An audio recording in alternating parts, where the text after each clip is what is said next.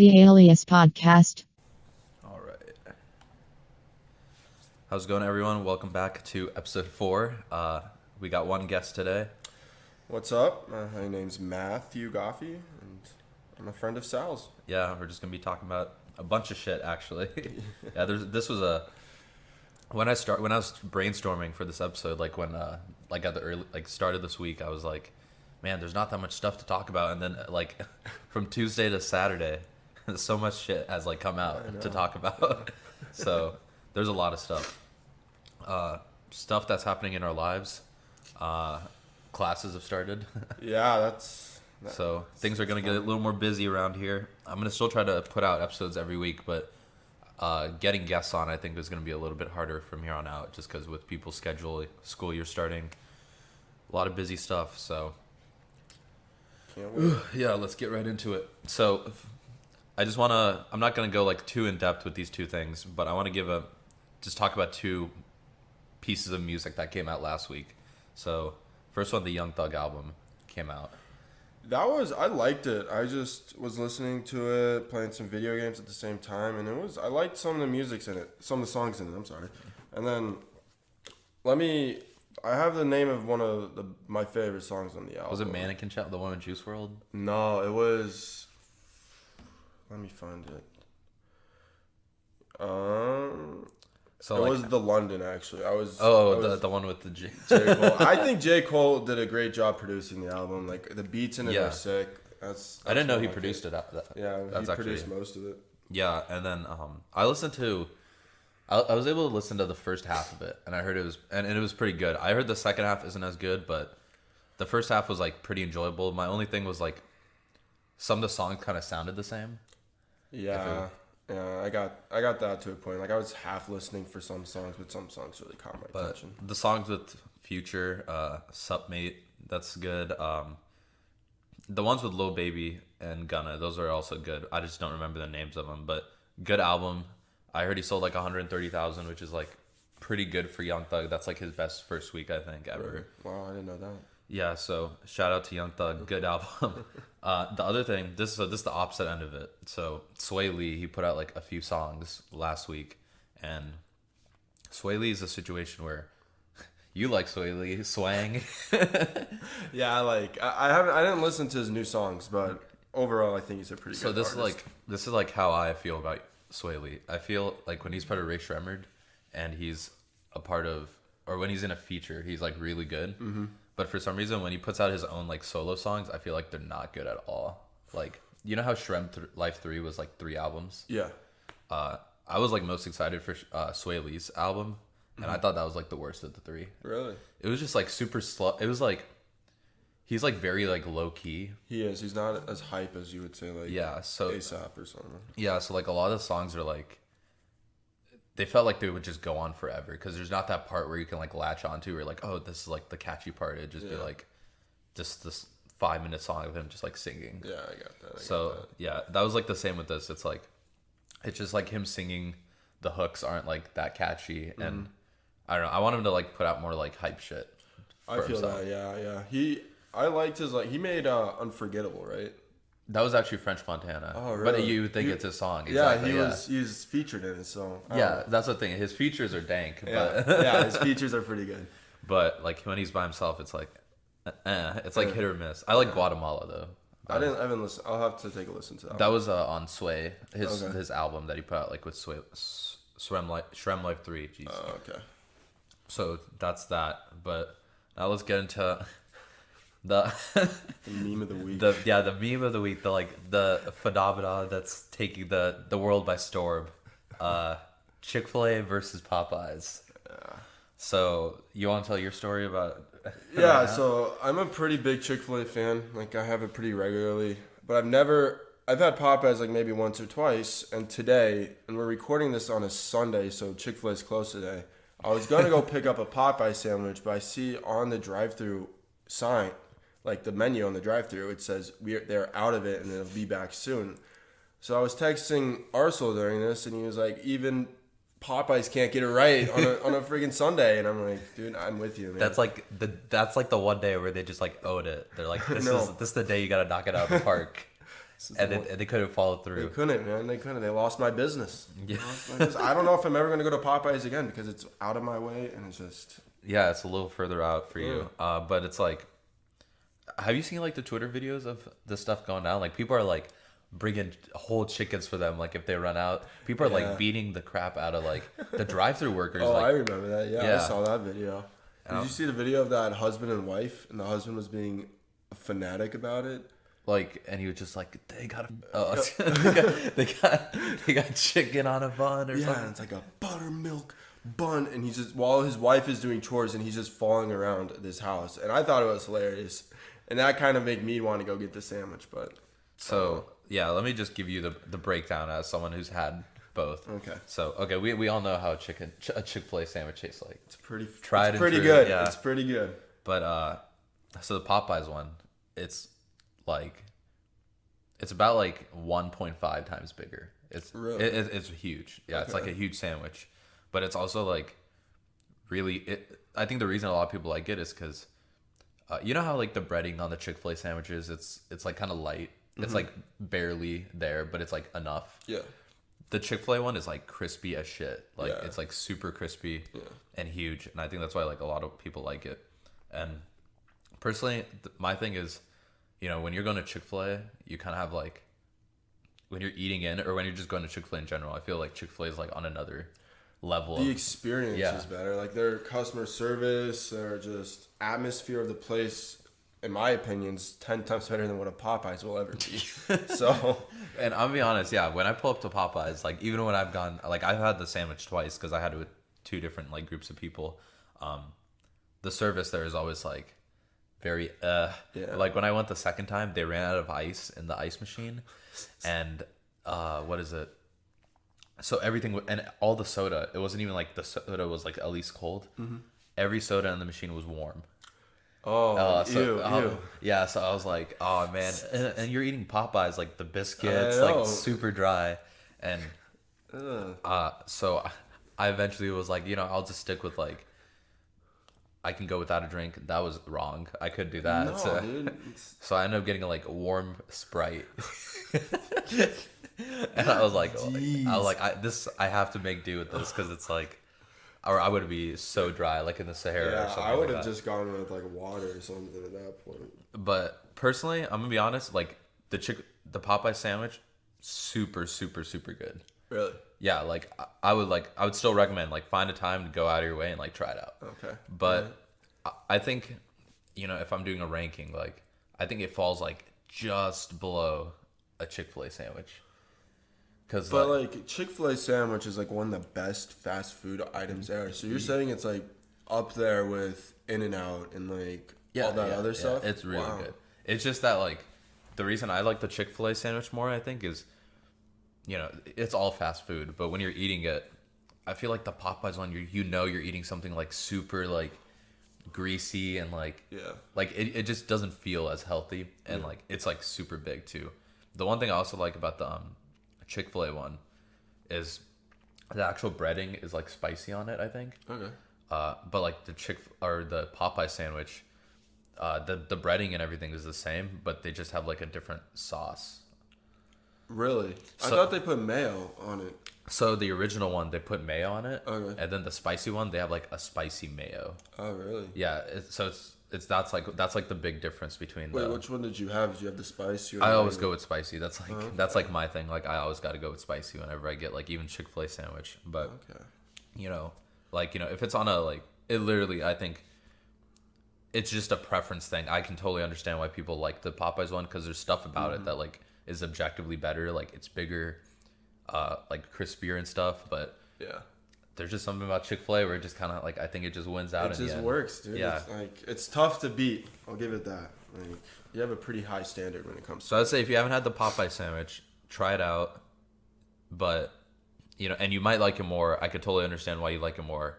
But for me, I gotta stick with Chick-fil-A, you know. You know, forget about all the politics. Just the food, the experience. Just it's the like, food. Like, nothing else is affecting my ranking. Just the food. Yeah, it's just another experience. Yeah, exactly. So there's that. So now let's talk about there's a few like big conventions that happened this week. Primarily like in the world of entertainment. The first one was Gamescom, so we're gonna talk about that one first. The other one was D23, which is like Disney's yearly convention that they do. Yeah. So going into Gamescom, it's pretty much like the E3 of Europe. Okay. I've heard attendance wise, it's grown a lot. It's right? I heard it's bigger than E3 attendance wise, Really? like in terms of amount of people that go there. But it's not as like hyped. I feel like when E3 is coming around, it's like shit, like, it's E3. That's because all the big companies make big announcements during it. Yeah. And I don't think Gamescom has nearly as big of announcements, like exclusives that are playable. There's not as much stuff that they're announcing. I feel like the one first thing that kind of happened, and I don't know if this was a Gamescom announcement, but it happened this week, was Sony. They went ahead and bought Insomniac, which they're the people who made Spiderman on PS4, and that came out last year. But they also made They made Ratchet and Clank, and they've made Resistance. I don't know if you've heard of Resistance. That was a little more. That wasn't their most popular series, but it was still pretty good. So they've always been making like PlayStation exclusives. Yeah. So I thought they already were like owned by them, but now they're like officially. Is like Naughty Dog owned by Sony too? Do they own them, or is it like a company? Exclusives. No. Sony owns Naughty Dog. Okay. They own Sucker Punch, the people who made like Infamous and stuff. They own like Guerrilla, which is like Horizon and Killzone. Yeah. So this was like a studio where it's like you thought they owned them, but now they actually do. Yeah. So I think it's good. I think it kind of sucks for people who are Spider-Man fans and don't have a PlayStation. Yeah. Because it's like, I'm pretty sure the next one, because I'm pretty sure the next game they're making is a sequel to Spider-Man. Okay. And it'll probably be on PS5, and 100% now it's gonna be a PS5 exclusive. Yeah. So I love that game. I'm with you, Arzel. That was one of my favorite games of last year. And all when I think about when Sony buying Insomniac is that Sony just, it's going to be equal to like Naughty Dog in my opinion, and like how they hype up Naughty Dog's games so much. Like Last of Us 2, I don't know when's the release date for that. They've been like radioed like silent on that game. I know. I mean, they just, and that's the game that like I bet most people are looking forward to on PS4. Oh yeah. And then I just feel like that's what Sony's gonna start doing with Insomniac. Just start hyping everything that comes out of there. They're gonna have like the best AAA games of the year. Any year they come out with a new game. So I feel like Sony's really investing into Insomniac, and I feel like it's only gonna get better. Yeah, and I feel like Sony, if you're looking at like the two, people. Nintendo's kind of off doing their own thing, but it's always usually, you're putting Sony and Microsoft up against each other. And I feel like Microsoft has just, especially this generation, has been like totally lacking with the exclusives they put. Like I can't even think of like. The only big series would be Halo. And yeah, I mean, I was never a huge Halo fan to begin with, because I basically had I had a PS3 and a PS4, and I only had one Xbox 360. Yeah. And I never played Halo that much. So that's all I can really think about when it comes to the like versus the the exclusives and like who's better, and it's obvious that PlayStation's won this generation. Yeah, I'm curious how because Halo 6 is gonna come out next year, so I'm curious if this is gonna be. I think they need to just start bringing in like a lot more diversity with like what they have, because like Halo can only get you so far. Yeah, but like they need to do what Sony's doing and just start acquiring good game companies that know what they're doing. Yeah. So I think I thought it already was a thing, but it's great that now they're gonna get I feel like a lot more backing from Sony. Oh yeah. Which is really good. The other stuff that happened. So, have you heard about Death Stranding? That's another exclusive, actually. Oh, who's it made by? Kojima. I can't say I have though. So, I have no idea what this game is about. Like, they've shown trailers, and it's like there's like upside down like double rainbows, and there's babies that people are using for power, like to power their suits, and there's like these demons, and like people are flying, and it has Norman Reedus from The Walking Dead. He's in it? He's the main actor. Yeah. Really? I didn't know that. Yeah. Who else? Mads Mikkelsen. He was like Hannibal. He was in one of the James Bond movies, Casino Royale. Okay. He was like the main villain. And then there's Like Guillermo del Toro's in it. Like he's acting in it. Yeah. Wait, so is this strictly a story game? There's no. No, it's like an open world like game. Oh really? Yeah, Okay. it's a PlayStation exclusive. It's from the Kojima made like Metal Gear Solid. Oh. Okay. So yeah. I see what you're saying. So this is like his follow up to that series. And like the gameplay they showed, so people were like having this whole time. They're like, "What is this game about?" Because these trailers are so confusing. Mm-hmm. And this gameplay comes out, and pretty much it's just like super trollish. It's like the guy is sleeping like out in this field. He wakes up, and you can pee in the game. Really? What is this game? Yeah, you can like it tells you how much milliliters of piss you have, and you gotta relieve yourself. No. Yeah, and then the rest of the gameplay, it's like 7 minutes, is him like walking towards this cliff, and he takes out this ladder, and this ladder like expands to the top of the cliff. He climbs the ladder, like drops off like a mail package to this like mail station, and then he walks off and falls down a cliff. He like trips down a cliff. Really? And then he like the baby that's on him, like that's powering his suit, Okay. starts crying. So he has to like play a lullaby to calm the baby down. This game is just getting more and more absurd right now. Okay. And then he just walks away and the demo ends. That's the entire demo. When is the release date? Do you know? Yeah, PlayStation exclusive, and it's coming out November. Okay. So oh yeah, that's like, you know how we were talking about like what games are gonna come out this Yeah. fall. That's like the other big game. The other big game. Yeah. COD?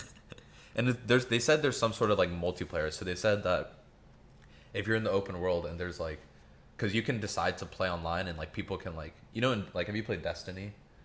I'm familiar with it. I can't say like Well, actually grinded on it. Yeah, well like have you like played it though? Yeah. So you know how like it's if you're out in like the open areas in Destiny, there'll be like other players that show up, but they're not like playing with you. They're kind of just like walking around. Yeah. I guess it's gonna be like that. Really? But they said that if you and other players come and piss in the same spot, yeah, if you piss in the same spot, you'll like end up growing like these mushrooms, and if you eat them, you can get like stat benefits. Really? What the hell? What? Yeah. Dude, is this gonna be like Red Dead where they're like role playing everything, or? No, there's like a proper story like about okay. like like I said, I don't know really what the story's about, but it's gonna be like you're playing the story mode, I think, and people can like you'll see other players even though if they're not like playing with you. Oh, so is this? So you have the option to play locally, or you have the option to play on a network, like online? Yeah. Oh, okay. All right. I wonder why people would do online compared to local. Just maybe like if there's any like maybe events happening in the open world, stuff like that, Yeah, you know. that makes sense. I feel like a lot of games have been doing that. Yeah. And then so at Gamescom, like Google tried to kind of really make a big presence, and they try to flex like a bunch of games got announced for Stadia. I'm gonna be honest, I don't know how well this thing's gonna do. Yeah, I don't. It's like I can't put it up there with the PS4 or the Xboxes because it's just not the same. It's just not the same kind of hardware, and it's just all streaming. Well, you have to rely totally on your internet. Oh and, yeah, that's very true. And it's like I think it said like if you just play a video game for a day, it's gonna eat up like 50 gigs per day. Yeah. So imagine if you have a data cap, it's like you're Yeah. definitely gonna hit that data cap with your internet just from streaming video games. Yeah, I remember seeing like I was watching the E3 for Stadia or like some press conference about it, and they like would show people playing it like on their phone, and I'm like, no one's gonna use their mobile data for gaming a AAA game that's like 4K. Like that's just not realistic. Yeah, in my I opinion. also think I heard it was like the way you get games because it's streaming is it's gonna be like a subscription, I think. Really. So it's kind of like, you know, you don't have to necessarily pay for the console, like the box. Yeah. But then you're like in the subscription model. So it's kind of like, personally, I'm always going to choose, I feel like I'm always going to go with like just choosing the next gen console. Yeah. Because then it's like, you know, if it's kind of like exciting. You know, you're like, okay, I've had the PS4 for like X amount of years. Now I'm like getting the PS5 and it's like getting a new phone or something. Yeah. And yeah, I'm curious to see how Stadia plays out. I know they announced Cyberpunk 2077 for. They have it on Stadia. Yeah, it's gonna be on Stadia. Oh. that's the game besides Last of Us 2 that I'm most excited about. Like that's like it looks like Skyrim but like in a futuristic city. They've hyped the hell out of that. Yeah, and every time they say anything about it, people go crazy. People go crazy. Like I remember at E3, I know we're supposed to be talking about Gamescom, but E3 just comes to mind. The Keanu Reeves whole thing about it, I'm like, what the heck? Why are they putting so much resources and stuff into this game? But I'm hyped. Like I'm gonna buy it probably and just see. Yeah. Oh, I'm definitely gonna buy it and see what happens. Well, like the reason, you know how like Skyrim was like also like such a culturally like relevant game. Yeah. And the reason I feel like Skyrim was so popular, and the reason I think this game is gonna be like the next Skyrim is like you can pretty much just play it however you want. So like you can, I was reading for Cyberpunk, you can like choose the backstory of your character, because it's like, you know, you can fully customize your character. Yeah. You can choose their backstory, and it changes like how the game starts out. Like you'll start out in a different part of the world. Really? Yeah. Oh, okay. Depending on like the backstory of your character, and then they said you could like, I think they said you could get through the whole game without killing anyone. Really? Yeah, or you could play like a shooter. So there's like, and you know, then there's like it's an RPG open world. So I feel like it's gonna be a crazy freaking game. I wonder how many gigabytes for download that's gonna be on my PS4. I know Red Dead. I know you downloaded Red Dead, but I bought it on disc, and that thing is 2 discs. So I'm curious if Cyberpunk is gonna be 2 discs. Like 3. Yeah, it's gonna be crazy. And then they also said they're gonna show off gameplay on August 30th, like for Cyberpunk. Haven't they already done that though? Yeah, they put out like 50 minutes last year, and I think they're gonna put another like 20 minutes out in like next Friday, I think. I wonder if there's just gonna be blatant boobies out the whole entire They did in the last gameplay. I know. I wonder if they're doing that for round 2. And then let's see. Okay, yeah. And then they also announced they announced the Call of Duty Modern Warfare beta at E3, I think. Mm-hmm. And then they were like surprised there's also going to be an alpha, but it's only for PlayStation people, public alpha, and it was this weekend. I think it's it's going to be ending today. We're recording on a Sunday. Me and Goffy both played it. We played it by ourselves, and then we did actually end up getting to play it last night. And we're going to talk about this now. So pretty much they gave you access to 2v2. That's the only game mode. Super small maps, 40-second rounds, like super fast-paced. What'd you think of it? I liked it. I thought it's a lot more realistic than I'm used to when I'm playing a COD. Hence, like Black Ops 4 came out last year, and that's a futuristic one. But this is just a lot more like boots on the ground, a lot more tactical, I would say. Like when I was talking to Ursula about it last night, it's almost like Rainbow Six Siege, but not nearly as intense. It's just more like but it's not like Black Ops 4, you were jumping off everything, running around the map. But it's still like it's more tactical than methodical. Than what I. At least that's game mode. At least this game mode. I've heard there's gonna be like, we were also talking about this. There's gonna be like Battlefield type game modes where there's like, 20v20, 32v32. Like I think they even said 50v50, which is crazy. And then like there's also the regular game modes like 6v6. I heard those actually like from YouTubers that those game modes aren't as fun because they're just like a lot more hectic. But this 2v2 game mode's like, it's a lot more controlled. Like everyone has the same guns. Everything's like as equal as it can be. Yeah. I honestly had a lot of fun. I had a lot more fun than I thought I was gonna have with it. Because I feel like they got the essentials down where it's, they got how the guns feel down really well. The gun sounds, just the like time to kill game, like all the gameplay, that was really good. And I think if they don't screw it up, I could see this being the Call of Duty where like people might like start coming back to Call of Duty, because I feel like the past few years it's been like it's turned a lot of people off because of the futuristic stuff, and I feel like now they're going back to like the stuff so many people like Modern Warfare. And I could see people like coming back to it as long as they don't screw up the release with like microtransactions, which they probably will. That's the thing. They'll probably put out cow. Because Call of Duty is really bad with that. I could see this being more popular than the past few years. Yeah, the one caveat I would say is just how much more realistic they made it.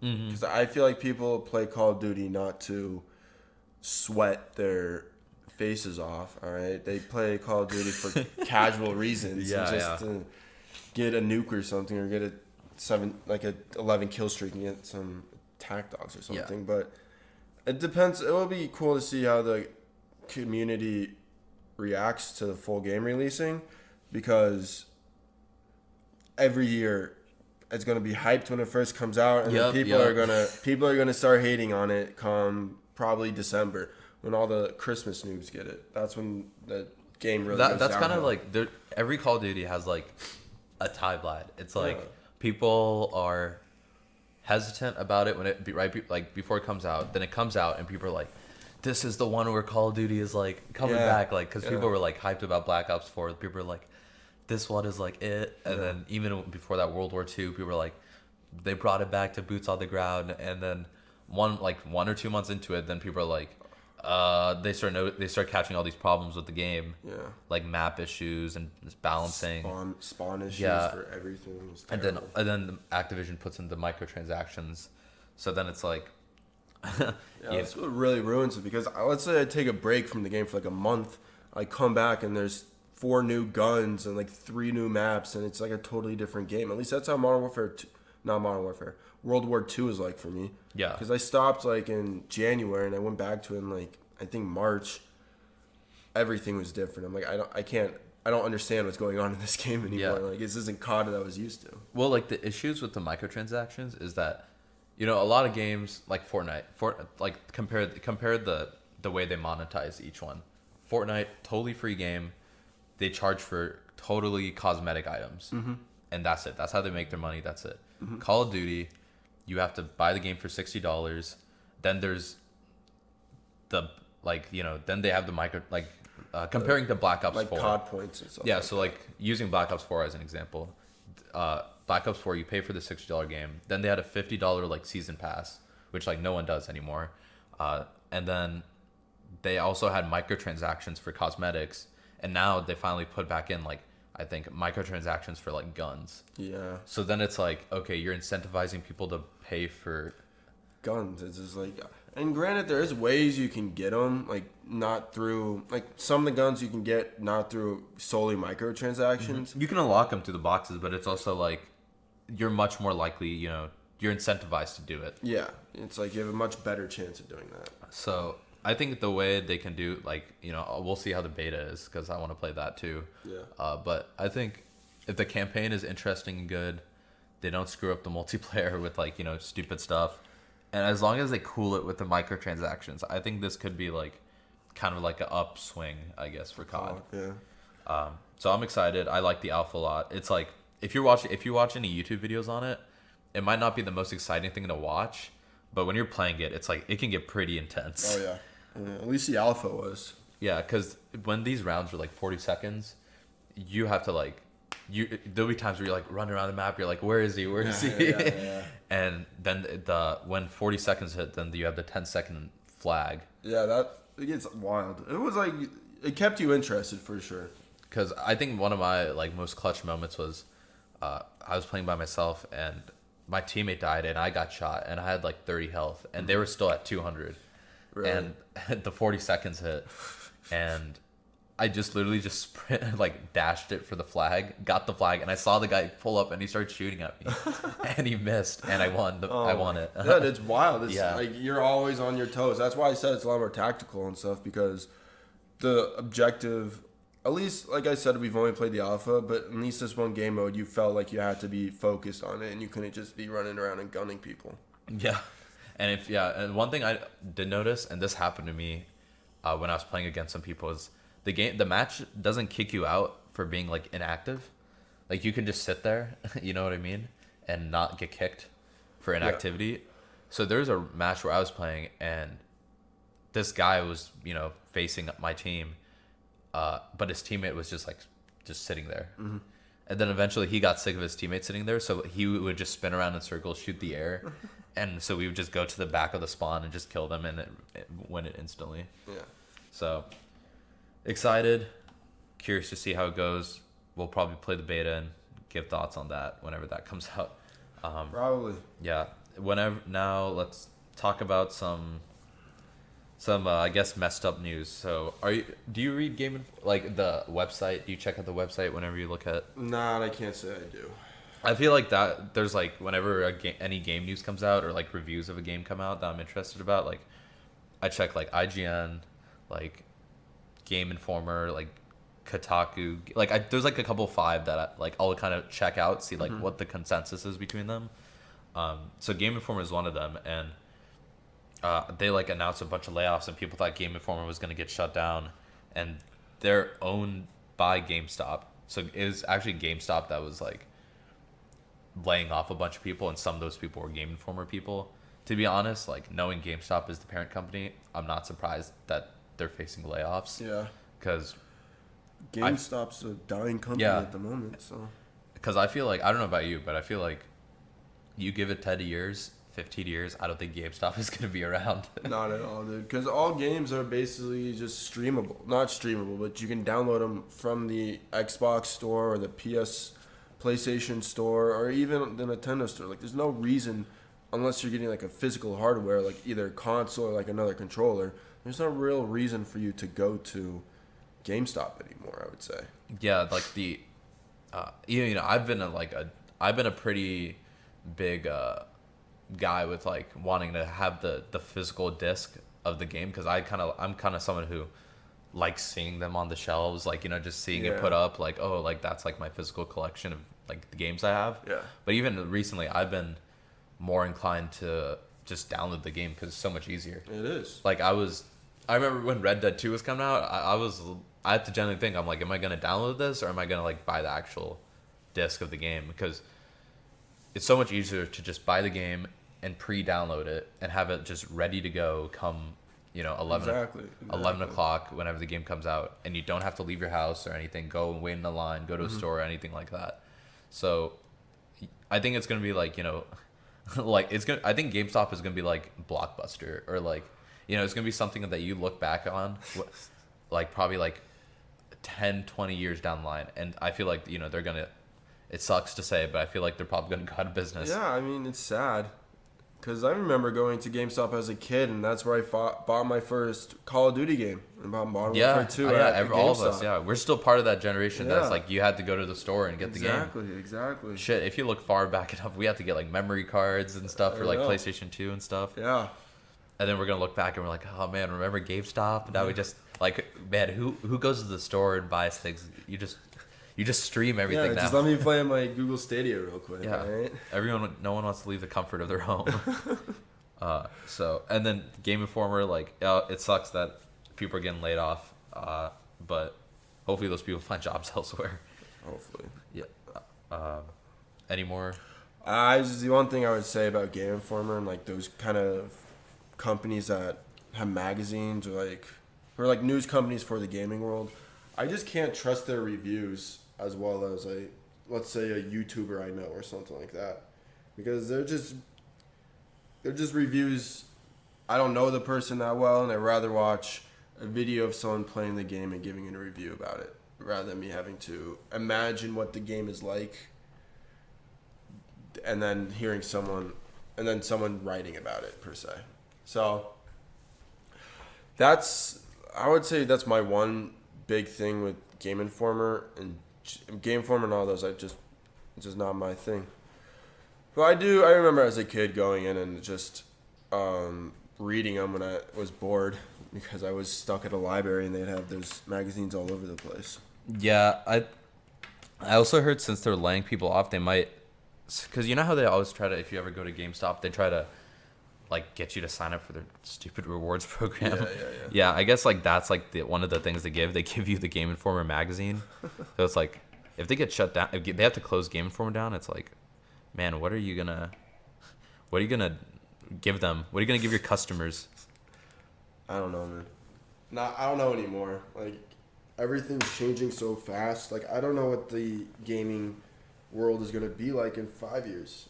Because I feel like the gaming industry is one of the most changing, it's like up there with like technology and stuff nowadays, and they're just constantly upgrading, constantly changing, constantly brand new technology that just resurfaces the game and stuff like that. So sweet. I feel like just we might see more stuff like this in the next couple of years because print media is dying, and then even Rip print media. Yeah, and that's what Game Informer is. So like, I don't know anyone who's subscribed to Game Informer nowadays. Got my Game Informer bag coming exactly. in. That's like that's super 2000s. Back in the day when they would give like demos or like free games when you got the magazine, that was pretty lit. I remember getting a couple of those. Oh really? I did not know that was a thing. Yeah. No, yeah, when they give you a disc or something. Yeah, when I would, because I never got a subscription to it, but I would always go to like a library or like a bookstore and go like read one of their magazines, and if it was a cool demo they were giving out, I would always ask my parents to pick it up for me. And they did because they thought I was reading, but in reality, I was just playing video games. No, I remember like in the 2000s, like I think it'd be the same situation. I think I'd be in like a public place or something, and there'd be a Game Informer mag, and I would like look through it because I thought like the games that like just reading on games was cool back in the day. Yeah. So hopefully they keep going. Let's move on. So in terms of announcement news, one thing that's super interesting, and I didn't think this was gonna happen. Sorry. You okay? Got a cough? Yeah, a little bit. Is they announced Matrix 4, and it's not like it looks like it's gonna be a sequel because Neo and Trinity, which are like the two main characters, so Keanu Reeves is coming back, and then it was a directing duo, the Wachowski brothers back in the day. Really? Now they're the Wachowski sisters. They transitioned. Both of them. What? Yeah. No way. Yeah. Yeah, both of them transitioned. Oh my good. Yeah, good for them. Yeah, more power to them. Yeah, more power to them. But only one of the sisters is coming back. Okay. Yeah. Oh gosh. 1 second. Okay. Yeah. Sorry, we had to stop right there because I had to take a phone call. But so yeah, one of the sisters is coming back. Have you seen the Matrix movies? I cannot say I have. I cannot say I have seen them. I haven't. I've seen like parts. I don't think I've ever seen any of the movies like fully through. I've like seen like half of like each one, just because it'd be like it's on TV or like someone I know is watching it. And I'll watch for a little bit and then I have to go. I heard like the first one is like a classic. And Same. I heard the second and third aren't as good, but they're still like the Matrix. Yeah. So it's like Matrix is like a huge part of pop culture. Even if you haven't seen it, like you know what it is. Yeah. And I feel like with all that technology, like VR related stuff, I feel like it might be even more relevant like today. Yeah. So I'm interested to see where it goes. I'm curious if only having one of the sisters back is gonna, like how that's gonna work out. But they got Keanu back, and everybody loves Keanu Reeves. So the only way I can think they go about this with having Keanu Reeves and like some of the original cast back is it's just gonna be like almost like Blade Runner 2048. Like it's just gonna be way in the future, similar kind of thing going on. It just they're gonna be there. I don't think they're gonna be the main characters in it at all. I think they're gonna. You think there might be side characters? Yeah, I could see that happening. I mean, it's been like 20 years since the first one, so it's been some time. Yeah, and by the time it comes out, it'll be even more than that. So, I'm curious how they're gonna treat Keanu because he's not like an old man. He doesn't seem like he's still old. a badass. I mean, in the John Wick movies, like he goes hard. Yeah. And he's gonna be in Cyberpunk. So yeah, Keanu's got like I feel like Keanu Reeves has got like a second life in his career. Everyone loves him, dude. He's the most beloved man in probably pop culture and stuff like that. Because everyone says he's just a great dude. And he's just nice. And yeah, it's like you can't hate Keanu Reeves. Yeah, he's John Wick. Has he ever done anything wrong, dude? Well, like that's funny now because people would be like, he's Neo, but like now people are like he's John Wick. I feel like John Wick gave him like a second like. I mean, John Wick's the movies are badass, so. Yeah, and he does like all of his own stunts and stuff, so. It's crazy. Yeah, and I'm excited for him and whatever he does. He's always a super interesting guy. Yeah. Moving on from there, they announced the new Bond movie title, and it's called No Time to Die, which is like, it sounds more old school. Yeah, I mean, it's Daniel Craig's last Bond movie. Yep. I'm interested. I mean, he's probably my favorite Bond out of them all. Like, Pierce Brosnan. He's the most modern, Yeah, it's just he's the one I grew up with. So what's your history with Bond, I guess? How much are you into Bond? Like, how many... I mean, I can't say I've seen all the way back into like the first James Bond movies. Like, there's so many. There's like 25 or 24. Like the only Bond I know is really Pierce and... Pierce and then Daniel Craig. I feel like, I don't know, Daniel Craig did a phenomenal job. I'm sad to see him go, but he's getting old. Yeah, he's been the longest running now. I mean, he's been doing it since like 2006, so like 13 years. Yeah. Just in terms of trajectory of his movies, have you seen all the Craig movies? Or yeah, I have. I just haven't seen him in a while.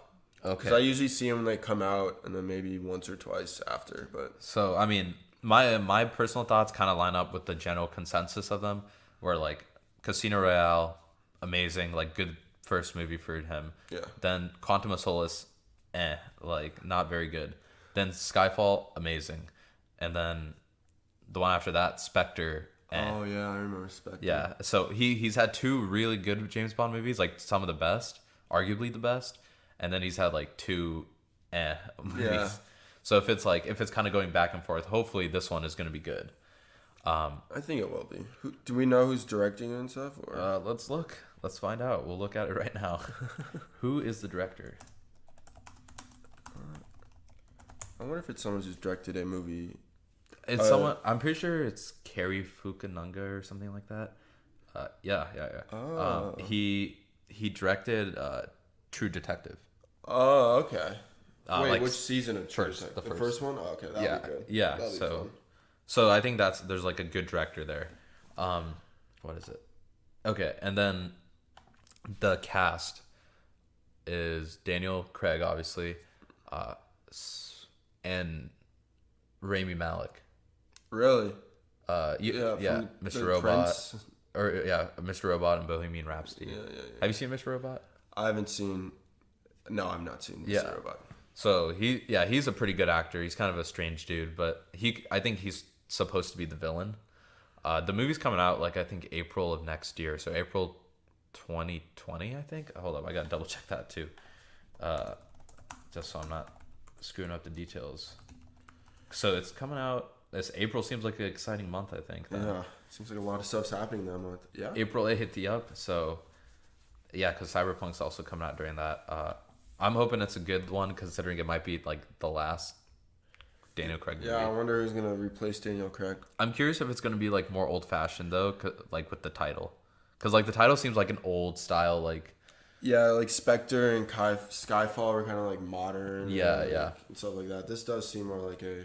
All the newer ones have like kind of a more modern feeling title, like Casino Royale, Quantum of Solace. Yeah. So No Time to Die is like, Tomorrow Never Dies, like it's like just like older sounding titles. Yeah, it's an interesting title. I mean, just No Time to Die, whatever that means.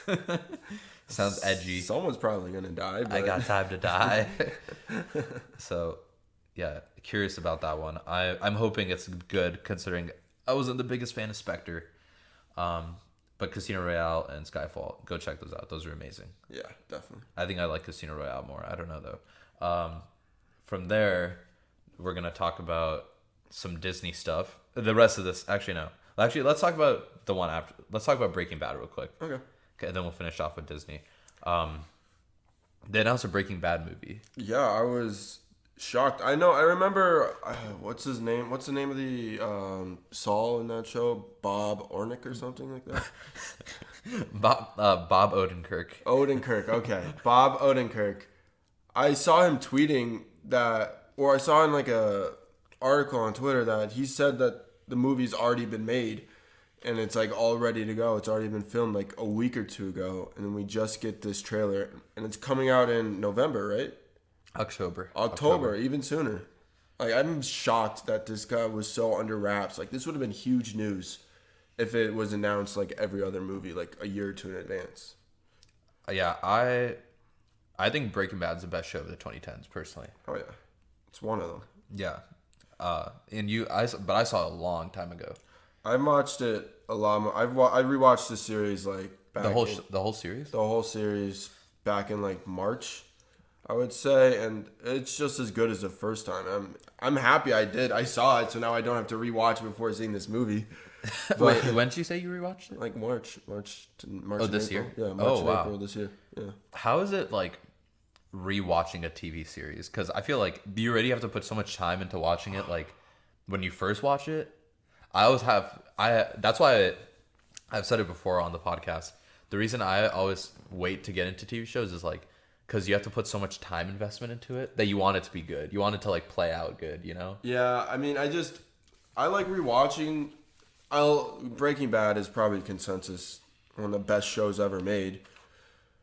And you just pick up on stuff, and it's a good story regardless. And then like I haven't seen Breaking Bad since like before this year, maybe back in like sophomore year of high school. That's when I watched it before. So it's like, And we're seniors in college now.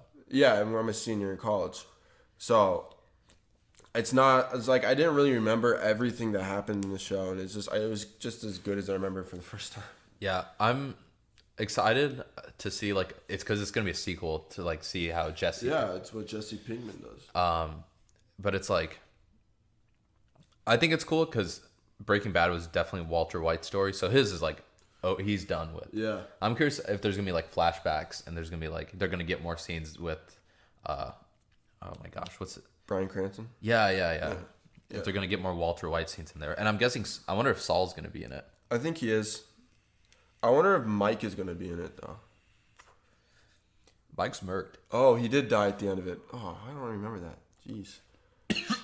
But yeah, I feel like the actor, who's the actor for Jesse Pinkman? Aaron Paul. Yeah, I feel like Aaron Paul is just doing a lot of really good stuff in his career, too, because he's making this Breaking Bad movie, which, fingers crossed, is just as good as a TV show. Yeah. And then he's also going to star in Westworld. Oh, he's gonna be in Westworld? Yeah, he's gonna be in Westworld the next season, and the trailers for that have came out from HBO, and it looks crazy, and he looks just badass in that movie in general. Or TV show. Oh, TV show. I mean, well, Westworld is basically it's just like an hour-long movie for 8 weeks. Yeah, yeah, I was just gonna say like I'm interested to see how they I guess finish off Jesse's story then I guess with it. It's called El Camino. And it's going to be a Netflix exclusive, actually. So, and it's the guy who's directing and writing it is the creator of Breaking Bad. So I have high hopes. What do you think of Better Call Saul, by the way? I watched like the first 2 or 3 seasons of Better Call Saul. It didn't interest me nearly as much as Breaking Bad because it's not as actiony and it's not as like it's just a lawyer basically. It's just a lawyer that fixes. It's a lawyer that is not very lawful when it comes to his practices. And then that gets cool, I guess, but it's not nearly the amount of guns and like meth and stuff like that as Breaking Bad is. Yeah, the first time I watched the first season of Better Call Saul, and I started watching a little bit of season 2, and it just didn't hook me. Honestly, maybe it might be a situation where the show ends and people are like, "That's an amazing show, you should watch it," and then I might go back and watch it. Yeah. But because I heard now, like Gus is in Better Call Saul and stuff like that. So yeah, I wanted to like when I was watching it again like a couple months ago. I wanted to make it to the part where Gus was in it, but I just couldn't keep my attention for that long. Yeah. So yeah, I'm a huge Breaking Bad fan. Better than Game of Thrones. I'm putting that out there. So I'm super hyped to see. It'd be like if 5 years from now they make a sequel to Game of Thrones, like a movie or probably something. will, in all honesty. Yeah, like what happened when Bronn was freaking king. It didn't work out. Yep, it didn't work out. So now let's go into the D23 Expo because they announced a metric shit ton of stuff at this thing, and I'm not gonna go through everything because they announced like, She-Hulk TV show, like. They announced so much stuff, and they're going hard on trying to. They want you to get their streaming service. Oh yeah, I mean, I feel like Disney Plus might become like a necessity with Hulu or Netflix because the amount of movies they're gonna have on that, and just like Star Wars, like the biggest movie company in the world is making their own streaming platform. You kind of have to buy it because they're just so They own so culturally much. relevant, dude. And like half the like Disney, you have to see a Disney movie if it's good. Like it's kind of crazy, but it's true. I think I'm gonna probably wait to see if like the original content that's on there is good, and then if it's good, then I'll definitely get a Same, subscription. but like I don't know. Like I'm a 21-year-old dude, and I just can't watch like family-friendly shows for fun. Yeah, you that know? is true. It's not gonna be like HBO or anything Yeah, like that. yeah. It's like it's just gonna be. It's gonna be like I don't know how the originals are gonna play out, but I don't. It's gonna be like what I see it going as is like maybe just a Disney Channel with a little bit more production value, a lot more production. Yeah, because value. they're making like Star Wars TV shows, like live action and stuff. Yeah. And one of the TV shows they announced was they're making an Obi-Wan Kenobi TV show Really? with Ewan McGregor. So it's like, okay, that'd be interesting. Yeah. To be honest with you, I've never seen the prequels.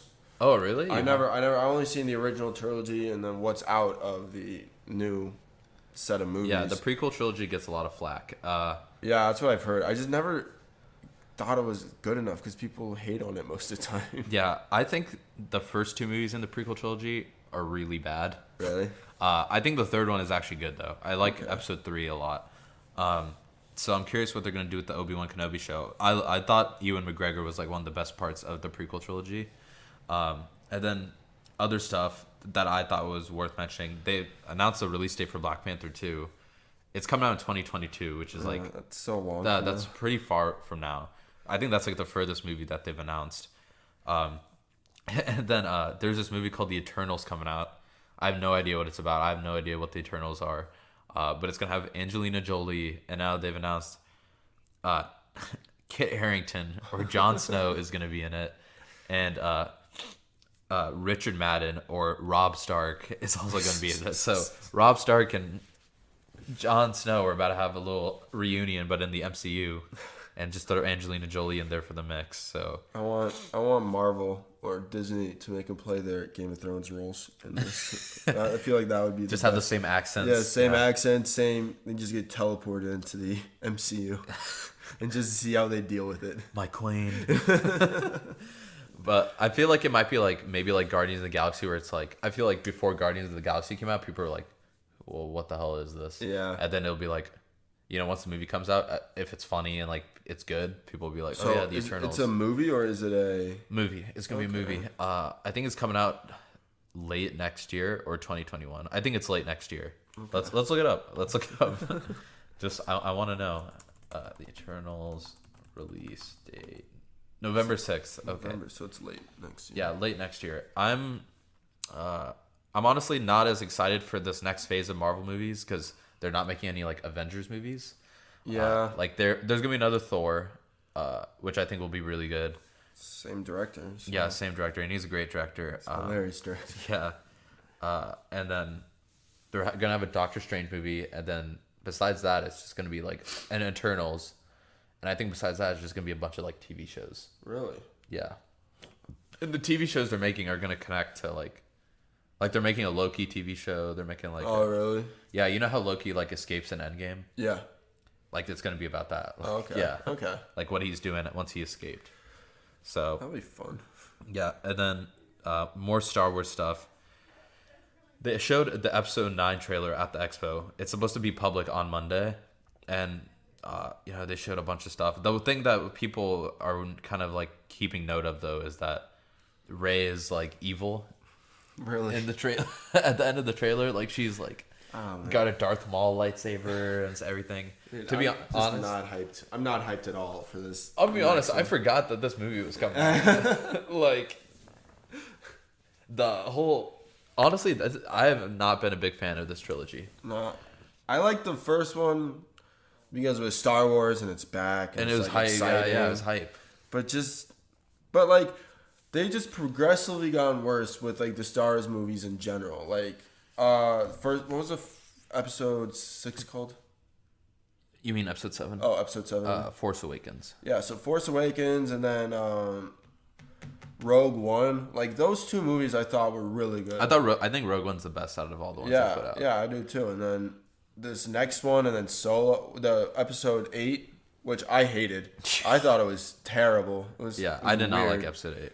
And then I think episode 8 is like a low tier Star Wars movie. yeah, and then Solo, which I mean Solo was cool, but it's just Whatever. whatever. I mean, it's like I it's actually never alright. even watched Solo. I thought it was cool how they found Chewie, like how they found him and like the origin story with that. But other than that, it was like really added nothing to the cinematic universe of Star Wars. Well, like one thing that, as much flack as the prequel trilogy gets, I feel like episodes 1 through 6, they kind of feel like one big story because it's kind of all about like the rise and fall and redemption of Darth Vader. Yeah.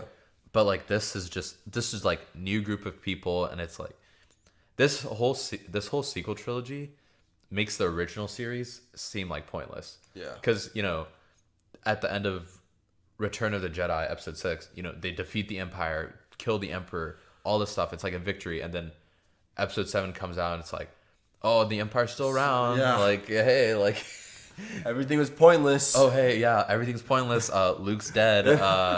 Han Solo's dead. Carrie Fisher's Sure. also dead, but they CGI'd her face onto half that movie. That's what I thought was weird about episode 8 too. Is how Carrie Fisher, she passed before that movie came out, and most of her scenes in that movie were CGI. And I was just like, oh, this is just creepy to watch, in my opinion. Yeah, and that's what's gonna be for episode 9 as well. See, that's even worse. It just puts a bad taste in my mouth. Yeah, and then the other thing is like those characters in episode, the original series are like so they're iconic. Han Solo, Yeah. Leia, Luke, and I don't care at all about the new characters. Not at all. Like, what is this? What is the sequel trilogy even about? Now they're really putting an end. Like, Yeah, I mean, Rey's apparently evil now, and then is Kylo Ren our friend? And it's like, what? Like, I don't know what's going on anymore. yeah. So honestly, I have very, very low hopes for episode 9. I don't know what they can do to make me care for it to end. Yeah, like at least in the Marvel movies, we knew there was one overall bad guy. But in this Star Wars, like the bad guys and Yeah, good guys are switching, and like they killed the guy that was supposed to be the Emperor in episode 8. Yeah. It's just like who's fighting who in episode 9 now? Like what the hell? And the Emperor's supposed to be back in episode 9. What? Yeah. Oh my goodness. Oh my goodness. And it's like, what? I thought he died in episode 6. Like now he's back. Like, Wait, I who think, did they kill in episode 8? Do you remember? they killed Snoke. Yeah, Snoke. Yeah, he was up there though. Like he had that persona of being the new emperor, like Yeah. cloaked and. Who knows what they do? Maybe they'll find a way to connect them. Maybe I thought Darth Vader will rise again. Who really knows? they're just bringing everyone back. Yeah. The Darth Vader actually didn't die either. Yeah. He found a way to get off the Death Star. Exactly. So I'm gonna see it. Obviously, like I'll see it like weekend it comes out, but I'm even if the reviews say it's amazing, I'm gonna be very cautious because when episode 8 was coming out, the review, if you look at the Rotten Tomato of episode 8, it's really high. It's Really? like 95. Oh my God. And it's like I was hyped for episode 8, and I was like, oh, like this is gonna be like the Empire Strikes Back of this one. Yeah. And I watched it, and I was like, that was not good. Nope. No. There was one cool scene when they just teleported like through the. Yeah, that was the only cool part. I remember seeing that in the theaters, and I was like, "What the hell?" There's no lightsaber fight in episode 8, if you remember. Yeah, there was. But they're fighting soldiers. They're not fighting each other. Yeah, right. So this was the first Star Wars movie where there wasn't a lightsaber fight. It's going downhill. So, but they already released a pic. Like I don't know if you've. Here, let me show you this poster they put out. It's actually kind of a cool poster. For episode 9, yeah, there. Gosh, where is it? That internet though. Yeah, I have bomb internet. Oh man, come on! You can like. Okay, I see it. Please load. Yeah, I have. Really I saw it. I mean, yeah. It looks. Oh wow. Okay, that looks good. It's like there's the Emperor, Oh, and then really? there's them fighting. So Kylo and Okay. Rey. So cool poster, but Yeah. we'll see how I'm curious to see what the trailer is when it comes out on Monday. Yeah. So now the final thing, which I think is like probably the most worthwhile news of the week, and it's the one I'm the most pissed off about, is that Spider-Man is most likely leaving the MCU. I don't know if he will for sure, but it's sad that they're going through it. I mean, not sad. It's just like, how greedy do these people have to be? So the original deal they had was, Marvel said, "Hey, we want 5% of the money that it makes on the first day, and we want to use him, in our movies, but we want to have him like in the MCU." Mm-hmm. But they were like, they told Sony, like, you have to put up all the costs for the movie, but you'll make all the money besides that 5%. Yeah. That we make on the first day. And that worked out. You know, he was in 2 solo movies, and he was in 3, or he was in Captain America Civil War, and he was in the 2 Avengers films. And then now they want to renegotiate. Now it's Marvel's like, we want to do 50-50 on everything, which, I'm gonna be honest, like, I could see why Sony would deny that. Well, they have a good deal right now. Yeah. Like, they're probably going to make more money. Yeah. But Sony said no. So the deal, or Disney, I think, might have said no. If someone said no, Sony's blaming on Disney. They said, like, hey, Disney just does not want to do it. And right now, he's planned to not be in the MCU. And I think at first I thought that this was just some like public, like, they're trying to like get the public's opinion on it, and they're just trying to like do a scare tactic with a company battle. I'm not so sure after today or after yesterday, because Tom Holland, and who's Spider-Man, and Kevin Feige, who's like pretty much the Marvel mastermind, like he's the producer of everything. Yeah.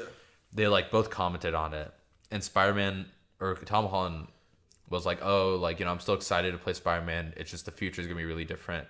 And then Kevin Feige said, we knew this was going to be a limited time thing. We've told the story we wanted to tell, and we're grateful. So they're talking about it. Like, it seems like they're done. They're done. Which, here's the thing about what Kevin Feige said. That is total bullshit. So he said that they've already told the story that they want to tell with Spider-Man. Yeah. You haven't seen Far From Home? I haven't seen Far From Home. I've seen all other Marvel films.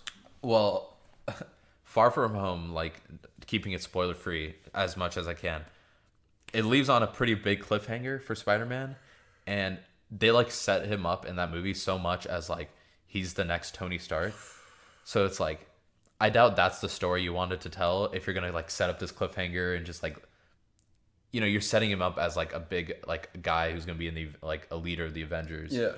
And then you just stop there. It's like, come on, that's not the story that you wanted to tell. You're just totally BSing. I get that.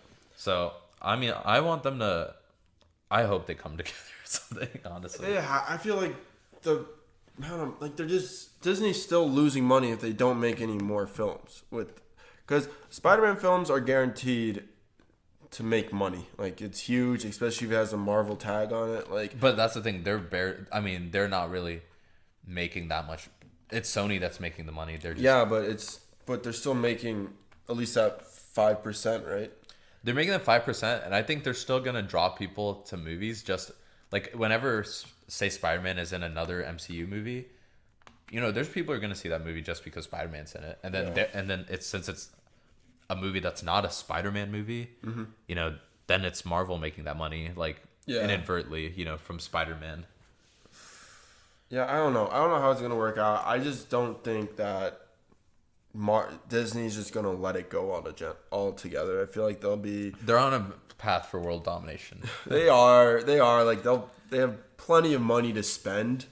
Mm-hmm. I feel like the amount of money they'll lose by not making any Spider-Man movies is worse than just having the 5% off the first day if they just can go back to the original deal.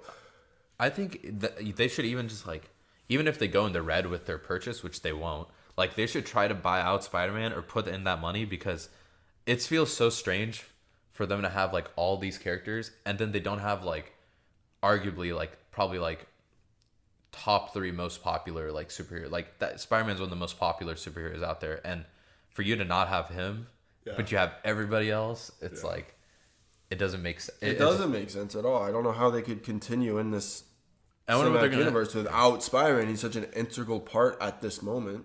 And I'm curious if they, because Tom Holland is still going to play Spider-Man. It's like, what are they going to do in those solo Spider-Man movies? Like, are they just going to pretend that, like, Thanos never happened? Because, because there's stuff that they talk about, like, in Far From Home, like, because, everyone came back and he has to go back to school and, like, everyone's super old and it's kind of a big deal. Like, it's a big Endgame. The reaction to Endgame is, like, a big part of Far From Home. Yeah. So it's like, now they have to just totally pretend, like, oh, Who's Tony Stark? Exactly. I don't know. It's gonna be weird, man. It's gonna be really weird. I'm excited to see how at least I get through it. We can't really do anything about it. We just got to read about it. I think it'll be like a thing where it's like 2 months from now, 3 months from now, or like early next year or something. They'll be like, "Oh, psych, we came to a deal." Yeah, I'm hoping. I'm hoping. That's like my prayers. Yeah, because the most amount of money Spider-Man would make would be in the MCU. Yeah, and Sony can't do that. So it would be the smartest thing for Sony to keep him in the MCU, but still get. So yeah, let me show you this just because we're looking at the numbers, just a good comparison for. Because I was looking at this, and this is. Okay, so looking at worldwide, because that's like these are just U.S. numbers. Yeah. So looking at worldwide. The 3 least grossing Spider-Man movies are all the ones that Sony made recently. So Andrew Garfield. So Into the Spider-Verse, which is an animated movie, so I'll give it some slack on that one. I love that movie. But Into the Spider-Verse was phenomenal. Yeah. Like I feel like that's better than majority of the Spider-Man movies. Yeah. It's the best one. Yeah. And then there's Amazing Spider-Man and Amazing Spider-Man 2, and those made $750 and $709 million. And then you see Spider-Man 2 made $783, original Spider-Man made $821. And then the top 3 ones are, you have Spider-Man Homecoming, which made $880. Yeah. And then Spider-Man 3, which, like, I don't know if you remember, but Spider-Man 3 was, like, super hyped. That made, like, when it was, like, back in 2007, that made $890. I do remember that. Yeah, $890. Yeah. And then the one that's the most popular is the most recent MCU one, $1.15 billion.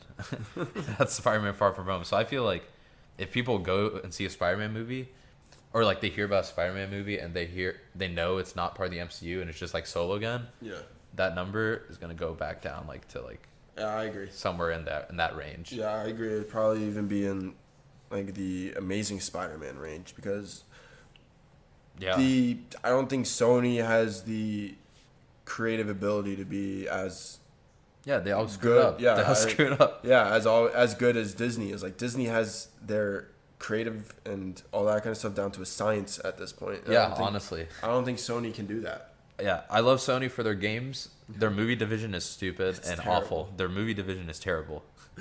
Like, get rid of the movie division. just let Disney buy you guys out. Even their game division is getting huge movie stars. Yeah. Guillermo del Toro and all that kind of stuff. Yeah, but their movies are. I do not like the Sony movie division. So I don't know. It'll be interesting to see how this plays out, though. Yeah, I'm really hoping this is just them trying to call each other's bluff. I do too. But I don't know where it can go from here. It's just probably gonna be stalemate for a couple more months. True. Well, that's that for this episode. We talked about a bunch of things. Yep. Thank you for coming on. Oh, it was fun, man. I had a great time.